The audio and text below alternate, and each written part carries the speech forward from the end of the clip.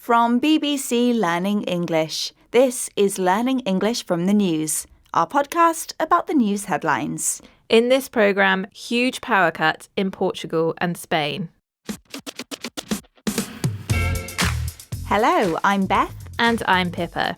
In this programme, we look at one big news story and the vocabulary in the headlines that will help you understand it. You can find all the vocabulary and headlines from this episode, as well as a worksheet on our website, bbclearningenglish.com. So, let's hear more about this story. Authorities in Spain and Portugal are trying to find out what caused a huge power cut in the countries earlier this week. A power cut is a disruption to electricity. The power cut caused chaos across Portugal and Spain and also affected parts of Andorra and France. Power has now been restored, but the disruption is thought by experts to have cost up to €1.6 billion to the Spanish economy. Let's have our first headline. This one's from Bloomberg. Spain slowly returning to normal after crippling blackout. And that headline again, Spain slowly returning to normal after crippling blackout. And that's from Bloomberg. This headline is talking about the impact of the power cut, which it describes as crippling. That means causing serious harm. Now, we are interested in the word blackout. Black, Pippa, that makes me think of darkness. Yes, and that's helpful to understand the word blackout. A blackout is a situation where there is no light. So in this story, people in Spain and Portugal lost access to electricity, and so there was no electric light in the countries. There was a blackout. So we can use blackout when there has been a power cut, but we can also use blackout to talk about a situation where people aren't allowed to use light. Yes, for example, during the bombing of London in World War II, there was a blackout enforced to make it more difficult for enemy planes to find cities. People weren't allowed to use light, and so the planes couldn't see their targets. And a metaphorical example, you might hear the expression media blackout. This is when news about a certain event or situation is not available. For example, if there is a censorship law. We've had blackout, a situation where there is no light, often because of a power cut. For example, after the flood, there was a complete blackout in the city. This is Learning English from the News, our podcast about the news headlines. Today, we're talking about the huge power cut in Spain and Portugal. As we've heard, the power cut caused a blackout and widespread disruption. Trains didn't work, businesses had to close, and mobile phone networks were also impacted. And we have a headline about people's response to the crisis. This one's from The Guardian.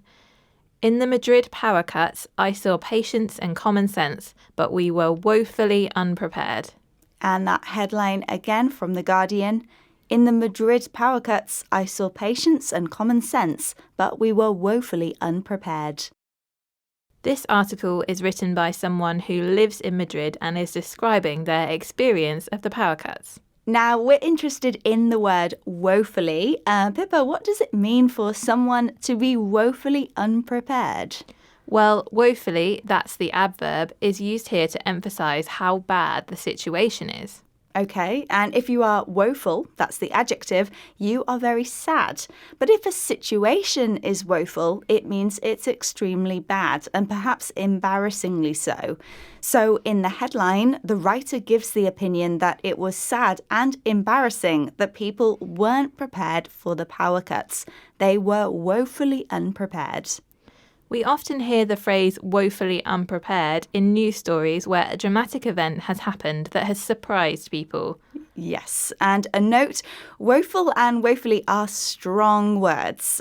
So we put stress on these words when speaking. So, for example, in sports, you might say, your team had a woeful performance last night. They lost 8-0.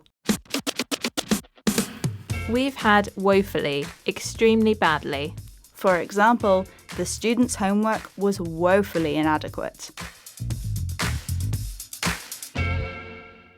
This is Learning English from the News from BBC Learning English. We're talking about the widespread power cuts in Spain and Portugal. Now that power has returned to most areas of Spain and Portugal, people are trying to discover what caused the power cuts. Officials say they don't believe the disruption was caused by a cyber attack, but they still don't know the cause. And our next headline is about the search for the cause of the power cut. It comes from the Financial Times. Spain's electricity grid operator rules out cyber attack as cause of blackout. That headline again from the Financial Times. Spain's electricity grid operator rules out cyber attack as cause of blackout. Now we're interested in the phrasal verb rules out. Pippa, can you tell us more? Well, if someone rules something out, it means that they decide it is no longer an option. So, in the story, Spain's electricity grid operator, that is the company which manages the supply of electricity, rules out cyber attack. That means they've concluded that a cyber attack is not a possible cause of the blackout. We often hear rule out in situations where there are initially several possibilities, but gradually these become fewer. And people can also be ruled out. For example, in an election, a popular candidate might rule themselves out of the race. They decide that they're not going to run this time. Yes, or in a criminal investigation, police could rule out a suspect after they discover new evidence. And we also commonly hear the phrase, don't rule anything out. That means that anything could happen. We've had rule out. Decide someone or something is no longer an option. For example, the CEO has ruled out any pay rises this year. That's it for this episode of Learning English from the News. We'll be back next week with another news story. If you've enjoyed this programme, try our new series of Office English to learn language to use at work. Find it on your podcast app or at bbclearningenglish.com. And don't forget to follow us on social media. Search BBC Learning English. Bye for now. Bye.